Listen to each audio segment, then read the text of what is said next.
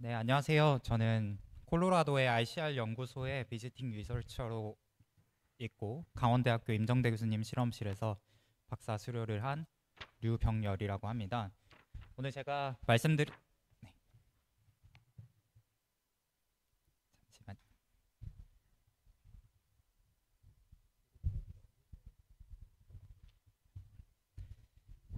네, 오늘 제가 말씀드릴 주제는 국내 육성 국제표준 의료용 대마 신품종 기술의 사업화 추진을 위한 IP 고도화 및 상용화에 대해서 설명드릴 예정이고요. 대마가 아무래도 관리하기가 힘든 작물이다 보니까 국내에서는 약간의 하소연이나 사담 같은 게 들어가도 양해를 부탁드립니다. 네, 목차는 다음과 같이 진행되겠습니다. 첫 번째 햄프랑 카나비노이드에 대해서 간략하게 소개해 드릴 거고요. 두 번째로는 저희 품종 핑크페퍼라는 품종에 대해서 설명드리겠습니다.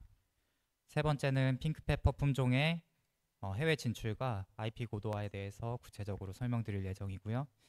마지막 네 번째는 결론에 대해서 설명드리겠습니다. 대마라는 식물체는 전 세계에서 가장 많이 사용되는 규제 작물입니다. 이스라엘의 맥쿨람 교수님에 의해서 1964년 카나비노이드라는 성분이 분리된 이후 100종 이상의 카나비노이드가 식별되고 특성화되었습니다. 이 카나비노이드는 미수정 암꽃, 꽃받침에 존재하는 트라이콤이라는 부분에서 생성되고 합성되고 분비되어지는데요. 이 100여 종 이상의 카나비노이드들 중에 가장 많이 알려지고 가장 많이 연구되고 자연 상태의 대마에서 가장 풍부하다고 여겨지는 성분은 CBD와 THC일 겁니다. 사실 이 CBD와 THC는 자연 상태에서 많이 존재하지 않고요. 이 트라이콤에서는 카르복실기를 붙인 형태인 CBDA와 THCA로 존재하게 됩니다. 이 카르복실기를 떨어뜨리기 위해서 디카르복실레이션이라는 후공정을 거쳐서 보통은 열 처리가 되는데요. 액티브 형태인 뉴트럴 형태인 CBD와 THC로 전환이 되어지게 됩니다. 여기서 햄프에 대해서 먼저 소개해드리겠습니다. 햄프는 보통은 THC 함량이 0.3% 미만의 CBD가 주성분으로 된 대마를 뜻하고요. 마리화나는 그 반대로 THC 함량이 더 높은 대마를 얘기하게 됩니다. 사실 국내에서는 이 0.3%라는 구체적인 그 기준이 없거든요. 근데 대부분의 나라에서 0.3% 내지 1% 정도 이렇게 정해놓고 있기 때문에 우리나라도 그 추세를 따라가는 방향으로 판단됩니다. 그래서 이 햄프가 가지고 있는 CBD는 불안감과 우울증을 감소시키는 것으로 알려지고요. 암 치료의 사이드 이펙트를 완화시키고 암 관련 증상을 개선시킬 수 있습니다. 또한 알츠하이머, 파킨슨병, 헌팅턴병 등 신경 관련 질환에도 효능을 보이는 것으로 알려지고 만성 통증, 이것도 마찬가지로 신경 관련 질환이죠. 이것도 완화를 시키며 피부 재생, 보습, 노화 방지. 사실 약간의 독성은 있지만 이런 피부 관련 질환에서도 효과를 보이는 것으로 알려집니다. 미국에서는 사실 CBD 대마가 알려지게 된 CBD 대마 햄프죠. 이 햄프가 알려지게 된 계기가 여러 가지가 있겠지만 이 제가 오늘 소개해드릴 얘기는 샬롯 피기라는 여자 아이의 얘기고요. 이 샬롯 피기는 드라베 신드롬이라는 증후군을 앓고 있었습니다. 이 증후군의 메인 증상은 발작인데요. 이 발작은 항경련제로도 매우 치료하기 어려운 난치성 발작으로 잘 알려져 있습니다. 이 샬롯 피기라는 여자아이의 부모님은 이 발작 증상을 조금이라도 완화하고자 요법들을 찾아보던 중에 CBD 오일이라는 것에 대해서 알게 되었고, 이 CBD 오일을 사용하기 위해서 콜로라도로 이주하면서까지 이 CBD 오일을 적극적으로 사용하였습니다. 저희 ICR 연구소에서 이 샬롯 피기네 집이 한 차로 40분, 30분 정도 떨어져 있는데요. 저희 RCR 연구소에서도 자주 이제 부모님께서 방문을 해주셨었는데요. 결국은 이제 발작 빈도가 월에 약 1200회, 굉장히 고통스러웠겠죠. 여기서 월에 2, 3회 정도로 굉장히 시그니피컨트하게 감소했다고 보고되어집니다. 이 스토리는 SNS를 타고 빠르게 확장됐고 미국의 정치계와 그다음에 제약회사들에게도 큰 관심과 이목을 끌게 됩니다. 그 이후에 AIA라고 하는 2018년에 Agriculture Improvement Act에서 50개 모든 주에서 CBD 오일이 합법화되는 큰 계기가 되었고요. 더 나아가서 2018년 에피디올렉스라는 CBD 기반의 약물이 최초로 미국 FDA에 승인이 되어지는 계기가 되어집니다. 이 에피디올렉스는 대마 유래 카나비노이드들 중에 최초로 FDA 승인을 받은 의약품으로 잘 알려져 있습니다. 이렇게 미국뿐만 아니라 다른 나라에서도 이제 속칭 선진국이라고 불리는 나라들에서도 이 의료용 대마가 합법화되는 물결이 일고 있는데요. 캐나다 혹은 일본 그리고 작년 요맘때인 것 같은데 독일에서도 의료용 대마가 합법화되었고요.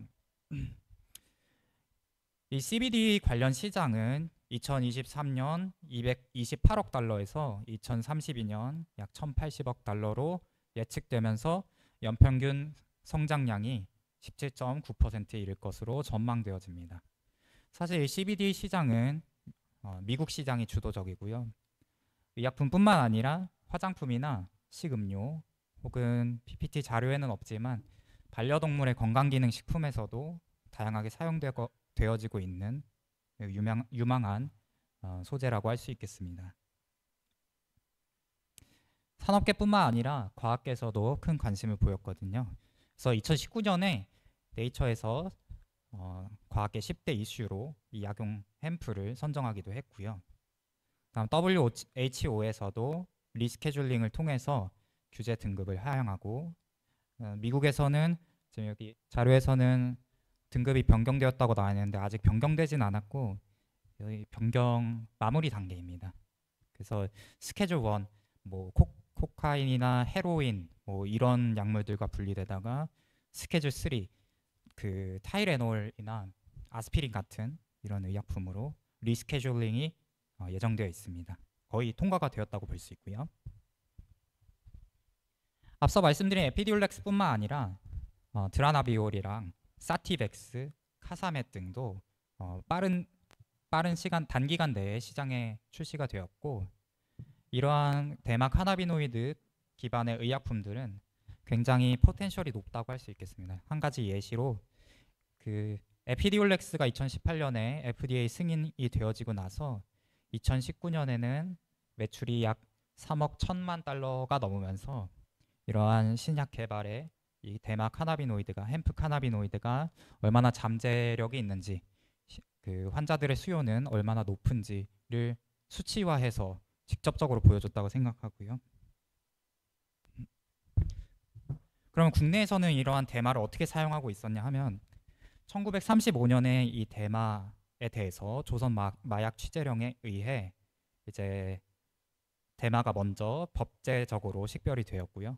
그 상태에서 안동시를 중심으로 파이버 그러니까 이제 섬유 소재나 종자 생산용, 종실용으로 주로 사용되게 되었습니다. 이 종실용으로 사용되거나 섬유용으로 사용되면은 대마 원료는 전량 소각하는 게 원칙이었고요. 그렇기 때문에 1935년 이래로 국내에서는 이 대마가 쉽사리 개발되지 못했습니다.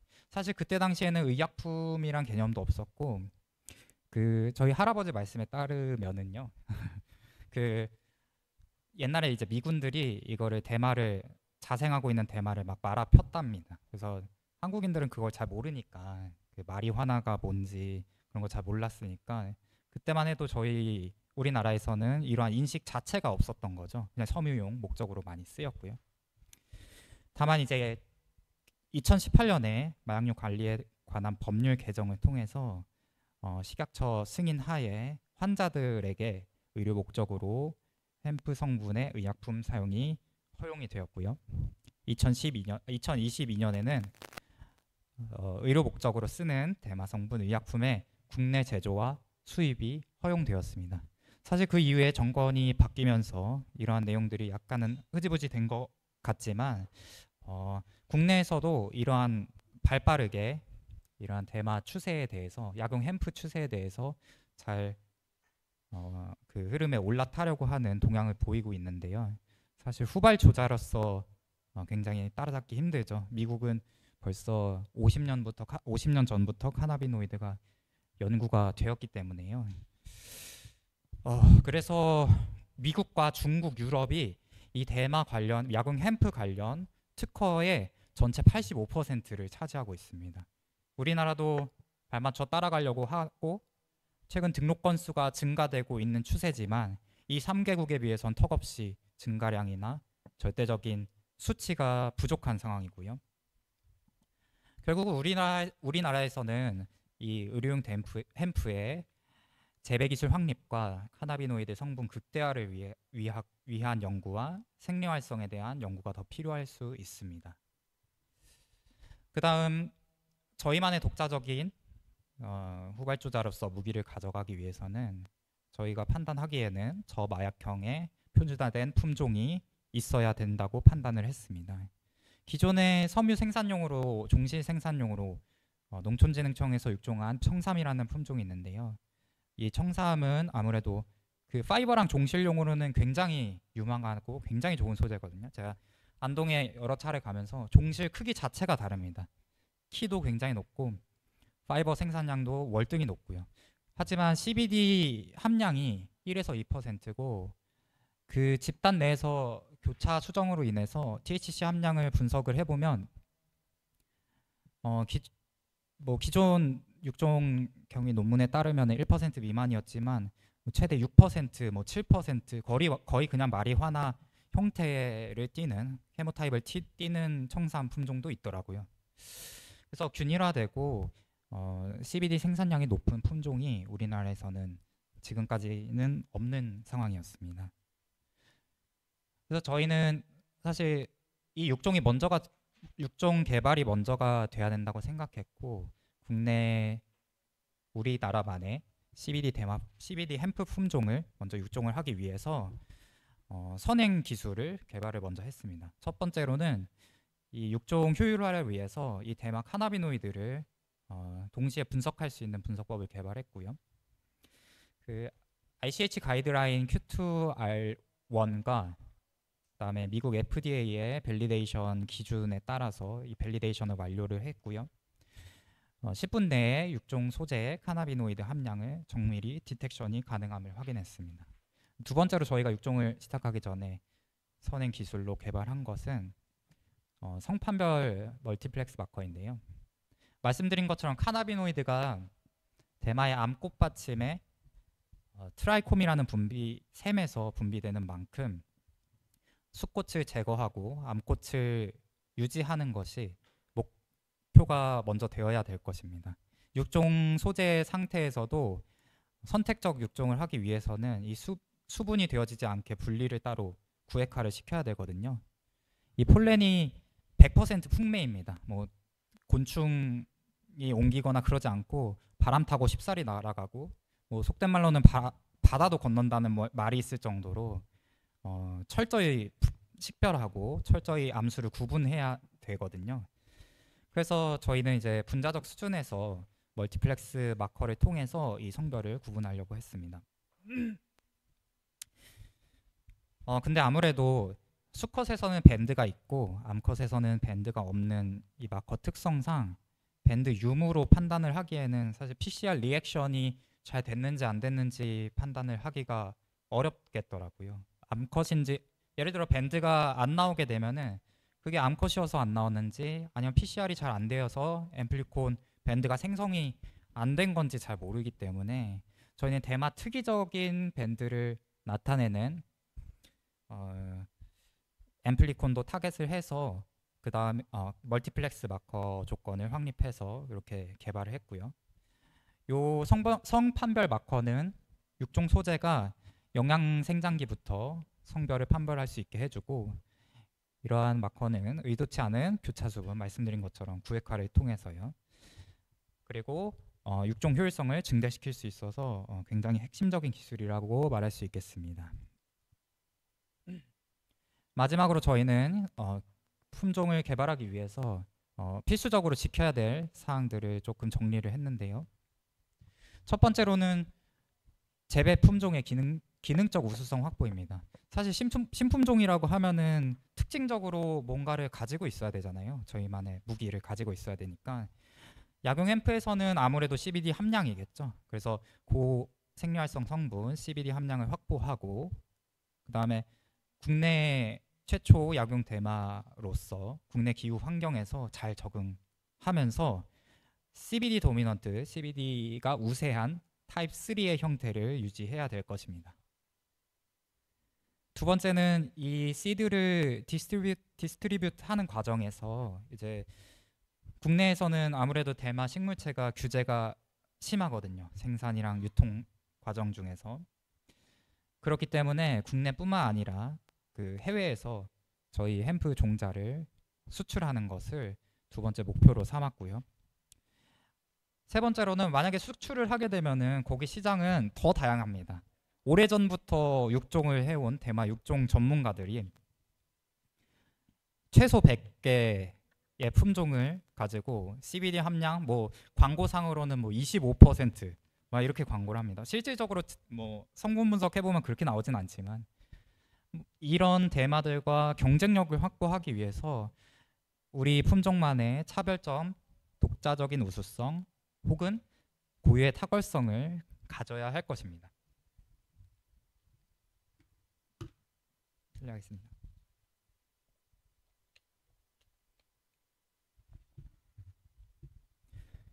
그래서 저희는 약용대마 신품종인 핑크페퍼라는 품종을 육종을 했는데요. 이 핑크페퍼는 단간종이면서 CBD 함량이 높습니다. 노지에선 11.9%, 스마트팜 여기 표기는 안 됐지만 11.8% 정도 되고요. 단간종이기 때문에 노지에서 기계 수확이 가능하고, 그 다음에 인도어 컬처에서는 보통은 이제 대마를 수확하고 나서 거꾸로 뒤집어서 말리거든요. 근데 대마가 크게 자라면 뭐 3, 4m까지 자라는데 그거를 이제 뒤집어 말릴 수는 없으니까 이런 단간종들이 거기에서 이제 베니핏을 가져가는 거죠. 그리고 저희만의 무기를 말씀드렸는데 사실 유전체 분석이 완료되었습니다. 그냥 완료된 건 아니고 대마에서는 사실 하이브리드 어셈블리, 이제 좌장 양태진 교수님께서도 옛날에 인삼을 가지고 하이브리드 어셈블리를 하셨었는데요. 그 하이브리드 어셈블리가 대마의 관심도에 비해선 한 번도 이루어진 적이 없더라고요. 그래서 애초에 저희는 이 핑크페퍼의 무기를 이 어셈블리의 정확도, 정확성, 정밀성으로 가져가기 위해서 최초로 하이브리드 어셈블리, 좀 비쌉니다. 비싸긴 한데 하이브리드 어셈블리를 통해서 NCBI의 최종 어셈블리를 등재를 했고요. 그다음에 등재된 지 얼마 안 돼서 그 기존의 그 하버드 OEB라는 데서 등재를 했던 CBDRX, CS10이라고 불리는 품종을 제치고 리퍼런스 지놈으로 선정되어서 아직까지도 리퍼런스 지놈으로 사용되고 있습니다. 사실 이 리퍼런스 지놈으로 선정된 것도 웃긴 게 저희가 NCBI에 요청한 건 아니고요. 제가 기억하기로는 캐나다의 그 생물정보학자입니다. 대마 전공으로 하는 생물정보학자가 NCBI에 요청을 한 거예요. 기존 대마 리퍼런스 지놈보다 우수성을 가지고, 저희한테 얘기도 안 하고 그냥 NCBI에 연락을 해서 이것 좀 확인해 달라고 해서 NCBI에서 확인을 거친 결과 기존 지놈에서 저희 지놈을 리퍼런스 지놈으로 바꾸는 데에 합당하다고 판단했고, 이렇게 바꾸고 나서 그 생물정보학자가 저희한테 사실 내가 이렇게 한 거야 하면서 연락을 했더라고요. 참, 네. 아무튼 그렇습니다. 그리고 두 번째로는 폐쇄형, 개방형 비닐하우스와 노지 스마트팜 재배시설 에서의 환경 적응성 평가를 완료했습니다. 요게 아무래도 춘천에서 육종이 됐거든요. 춘천이면 중부지방인데 안동시는 지금 대마 규제자율 특구로서 약 95% 정도의 대마가 안동시에서 재배됩니다. 결국은 이 남부지방인 안동시에서 이러한 재배 적합성 평가를 진행했고요. 이런 것들을 다 수치화하고 문서화하고 말씀드린 것처럼 CBD 타입 3 임을 확인된 품종으로 확인되었습니다. 그다음 마지막 이 핑크페퍼 품종은 자동개화 특성이 있습니다. 그래서 원래는 아라비답시스 같은 경우는 장일 조건에서 개화가 일어나는 걸로 알고 있고 이 대마는 단일 조건에서 개화가 일어나거든요. 근데 그거에 구애받지 않고 일정 생육 주기가 도달하게 되면은 개화가 진행되게 됩니다. 그렇기 때문에 광조건을 크게 바꿔주지 않아도 1년에 2회 이상 자연 상태에서 재배가 가능하기 때문에 아무래도 CBD 생산량이나 그런 것들이 굉장히 효과적으로, 비용 효율적으로, 시간 효율적으로 잘 될 수 있겠죠.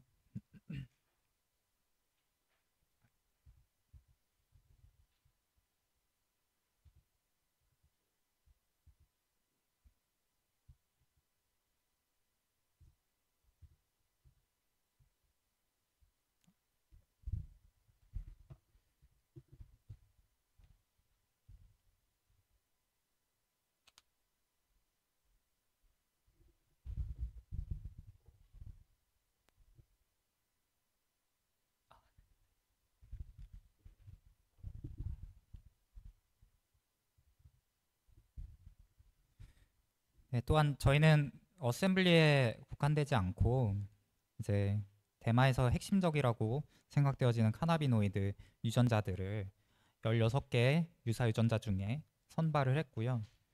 저희가 어셈블리에서 사용한 유전자 발현 데이터를 사용해서 암꽃 부분에서 가장 과발현되는 유전자를 소팅아웃 한 다음에 그거를 이제 TPM을 가지고 상대적으로 분석을 해봤을 때 이 6개 유전자들이 로커스 부분이 이제 솔팅아웃이 됐고요. 그 중에서 제가 여기 PPT에는 마킹을 안 해놨는데 CBDAS 프리커서라는 유전자가 다른 유전자에 비해서 약 300배에서 400배 과발현되는 것을 확인했습니다.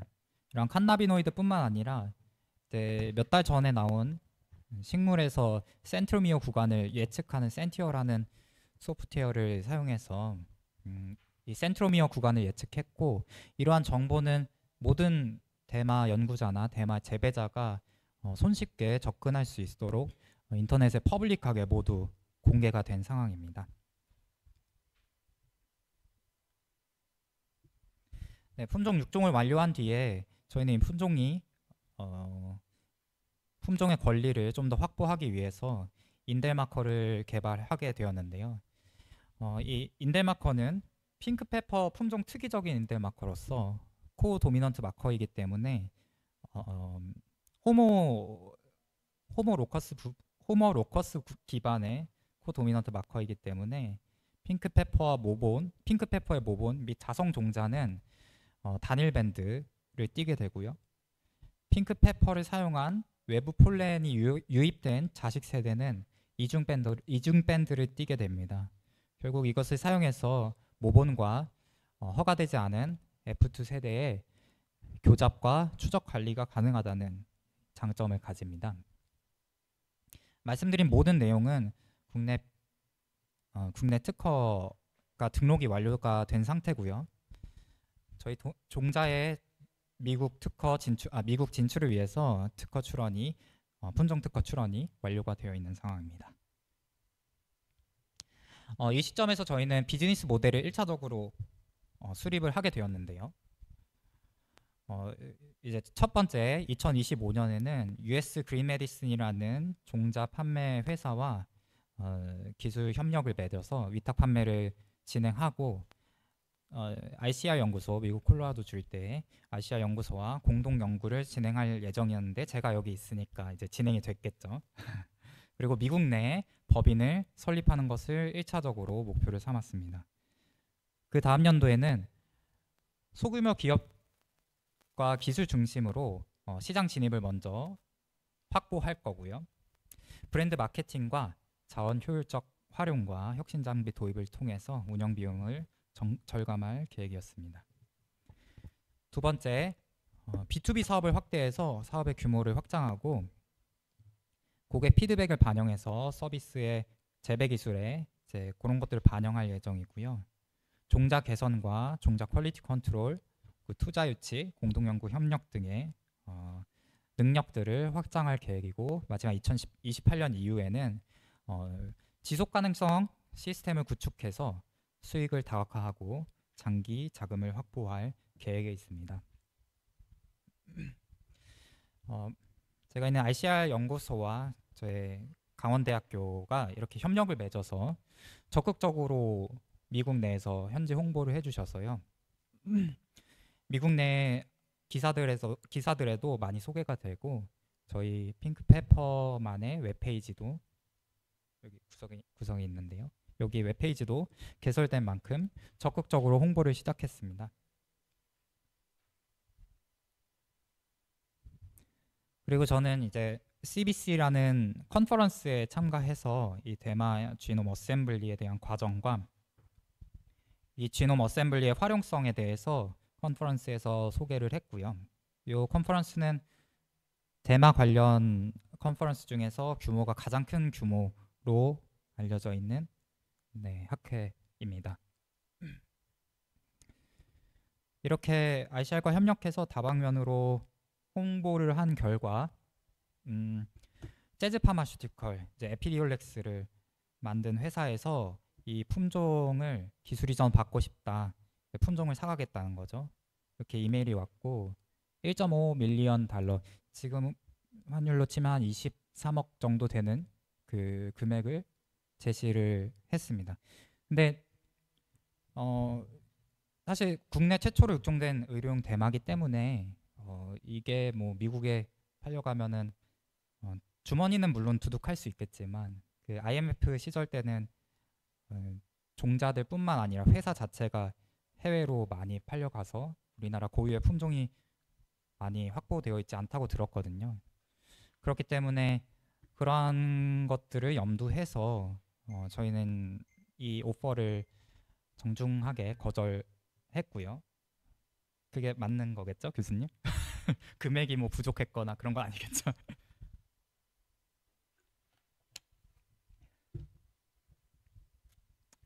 네, 그런 대형 회사뿐만 아니라 중소규모의 농가나 화장품 회사, 그리고 종자를 연구 목적으로 사용하고 싶어하는 대학교 등에서 이렇게 컨택 메일을 저희한테 보내왔고요. 이 PPT에는 다 소개되지 않았지만 적어도 20개 회사 혹은 학교에서 중소규모로 이 종자를 사고 싶다는 연락을 받고 기술 이전을 받고 싶다는 연락을 받았습니다. 그 중에 이제 약용 햄프가 미개척지인 브라질에서 이 CBD 프로덕트 생산 업체에서 이 핑크페퍼를 독점 계약하고 싶다고, 자기네들이 이제 브라질에서 책임지고 이 품종을 전파를 하고 싶다고 그런 식으로 연락도 왔고요. 지금 미국에서는 사실 체리 와인이라는 품종이 약용 대마에서는 꽉 잡고 있거든요. 걔가 뭐 CBD 함량이 높아서 그랬냐, 뭐 아니면은 유전적으로 잘 고정이 돼 있냐, 그것도 아니고 그냥 커머셜하게 많이 쓰입니다. 연구도 많이 되고 이제 농가들 사이에서도 인더스트리얼 햄프로 많이 알려져 있는데요. 그런 식으로 저희는 사실 그 연구라든지 농가에 디스트리뷰스 먼저 하는 게 첫 번째 목적이라고 생각했기 때문에 이 브라질 업체랑도 지금 ICR 미국에서 이제 연구 책임 제 슈퍼바이저 박사님께서 계속 컨택을 하고 계시는 걸로 알고 있습니다. 여기서 이제 1차 비즈니스 모델에서 구체화를 시켜서 2차 비즈니스 모델을 수립했는데요. 이제 핑크페퍼 원천 특허와 계란 특허는 국내에서 출원과 등록이 완료됐습니다. 그래서 해외에서도 미국 특허 출원이 완료된 상태고요. 그 특허들은 금년도 내에 혹은 내년도 초에 이제 등록이 된다면 문제없이 등록이 잘 될 것 같고요. 그 다음에 저희한테 컨택을 해온 이런 회사들을 토대로 기술 이전 타겟을 좀 더 구체화시켰습니다. 그래서 이 기술 이전 타겟들의 기술 이전 마케팅을 실시할 계획이고요. 마지막에 협상이 잘 이루어진다고 하면은 계약까지 되었으면 좋겠고 되게 하려고 노력하고 있습니다. 그리고 시장 가격을 토대로 구체적 분양 가격 계획을 수립했는데요. 사실 딱 보시면은 종자가 굉장히 비싸구나 느껴지실 거예요. 이제 속칭 이제 같은 무게 황금보다 2배, 3배 비싸다고 하거든요. 그런데 약용 대마로서는 이 가격이 시장 가격의 절반도 안 됩니다. 말씀드린 것처럼 저희는 수익화, 일단 단기적으로 봤을 땐 수익화보다는 농가들이나 대학들의 먼저 전파라고 해야 되나요? 네, 그게 먼저 목적이기 때문에 그 커머셜한 가격 말고 그 가격 라인을 조금 낮게 잡았고요. 네, 이 종자를 그래서 한국에서 생산된 한국형 품종이니까 미국으로 보내야 되잖아요. 근데 이 종자가 통관되는 과정이 또 엄청 까다롭습니다. 일단 미국 농무부에 햄프 종자의 수입 지침이 정리가 되어 있습니다. 이 수입 지침에서 요구하는 필수 서류들을 전부 준비를 합니다. 사실 대마 연구를 하면서 대마보다 서류를 더 많이 보는 것 같아요. 지금 이제 오피스에 가보면 서류가 거의 백과사전입니다. 그래서 아무튼 요 서류를 토대로 종자를 추적하고 종자를 추적할 수 있는 라벨을 체계화시켜서 종자 배치별로 이걸 라벨링 하고요. 그 다음에 검역 신청을 하게 됩니다. 검역 신청을 하게 되면은 이제 서울로 이 종자를 가지고 택배를 보낼 수는 없으니까요. 종자를 가지고 서울로 가게 됩니다. 만약에 여기서 검역을 통과하지 못하게 되면은 전량 폐기, 고 배치는 전량 폐기가 되거나 혹은 이제 서류 준비 단계로 돌아가는 거죠. 처음으로. 검역이 잘 통과가 되게 되면은 수출 배송사를 선정하게 되고요. 이 배송사를 선정하고 국내 공항을 통과해서 현지 세관의 적합성 확인을 합니다. 이 현지 세관에서 머무르는 기간은 적게는 일주일 정도 걸립니다. 그래서 이 세관에서 이게 합당하다, 서류도 잘 준비됐고 합당하다고 판단되면은 통과가 돼서 현지에서 배송이 시작되는 거고요. 네. 통과가 되지 않는다고 하면은 다시 돌려주면 감사하고요. 거기서 소각시켜 버립니다. 공항에서. 그러면은 이제 꼼짝없이 소각이 당하는 거죠. 이 과정을 통해서 미국으로 종자를 수출하게 됩니다. 굉장히 불안정한 방법이죠. 저희도 그 불안정한 방법에서 조금 개선시키려고 노력하고 있습니다. 그뿐만 아니라 미국 현지에서도 이 핑크페퍼 재배를 위해서 인도어 컬처 전문 기업이랑 같이 저희 연구소 학생들과 연구원들끼리 이 재배 시설을 구축을 했고요. 말씀드린 것처럼 풍매화다 보니까 이 폴렌이 콜로라도는 대마가 엄청 많습니다. 안동시도 이렇게 돌아다니면은 길가에 대마가 있거든요. 철저히 관리가 되긴 하죠. 콜로라도도 마찬가지입니다. 그래서 이 폴렌들이 날아오지 않게 HVAC 시스템으로 시설 내에서 양압을 조절할 수 있도록 했고요. 그 다음에 수돗물 내에 미네랄이 많기 때문에 증류 시스템을 설치했고 모본 증식과 보존할 수 있는 챔버까지 설치를 완료한 상태입니다. 여기 보시면은 핑크페퍼 식물체가 이렇게 잘 자라고 있네요. 그 다음 리스크 관리입니다. 아무래도 저희가 뭐 수익화, 뭐 디스트리뷰 계속 하는데 저는 이게 제일 중요하다고 생각합니다. 대만은 우리나라뿐만 아니라 미국에서도 사실 껄끄러워하고 서류가 조금 필요합니다. 그래서 이 미국 법은 주법이 따로 있고 연방법이 따로 있기 때문에 그 두 개가 맞아떨어지지가 않아요. 연방법 내에서는 허가를 해도 주에서는 우리 그거 안 할 건데 하면은 불법이 되는 겁니다. 그래서 그러한 규제의 변화를 잘 모니터링 해야 될 거고요. 그 다음에 현지 수출 과정, 검역 과정을 좀 더 체계화시켜서 잘 통과가 될 수 있게 수월하게 통과가 될 수 있게 할 예정이고요. 해야 되고요. 그 다음에 국내에서 이 종자를 생산하기 위해서 로트 넘버를 부여해서 그 식물체별로 각각 추적 관리를 해야 되고 하고 있습니다. 그 다음에 두 번째는 물류 과정 중 리스크입니다. 말씀드린 것처럼 통관 과정 중에서 7일 동안 상온에서 보관되기 때문에 이 종자의 활력이 많이 낮아질 수밖에 없습니다. 그래서 저희는 수출용 및 택배용 포장 규격을 제작하고 있고 추가적으로 연구 개발 계획 중에 있습니다. 이거는 사실 저희뿐만 아니라 이제 미국 내에서, 미국은 땅이 워낙 크다 보니까 미국 내에서 이동하는 종자들에게도 굉장히 중요한 계획이라고 할 수 있겠습니다. 그리고 세관 체류 기간, 앞서 말씀드린 수출 과정, 검역 과정을 체계화시키는 거랑 유사한 내용이죠. 이 체류 기간을 단축할 수 있고 체계화시킬 수 있는 방안을 마련하고 있습니다. 세 번째로 중요한 품질 리스크인데요. 이 대마가 품질 고정화 과정이 굉장히 미흡했습니다. 저희 실질적인 한계고요. 그렇기 때문에 유전적 분리가 일어날 수 있고 THC라는 굉장히 농가에서 민감한 성분이 있기 때문에 이 THC 함량과 CBD 함량을 기준 일탈을 퀄리티 컨트롤을 통해서 계속 추적 관찰을 해야 될 것이고요. 배치별로 이 THC 함량이 자체 기준에서 초과가 될 경우에서는 그 배치를 모두 폐기하는 방향으로 가야 될 것입니다. 그다음 이런 가능성들을 소비자에게 투명하게 전달할 것이고요. 그다음에 인슈런스를 통해서 배상안을 마련할 것입니다. 마지막으로 수요 공급 리스크입니다.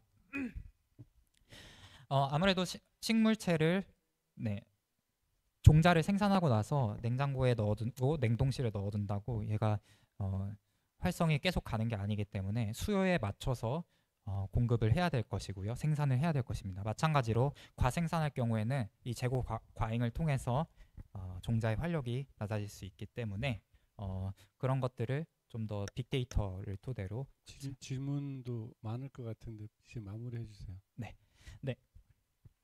마지막 슬라이드입니다. 기대효과입니다. 첫 번째로 학술 연구 활동을 증대시킬 수 있습니다.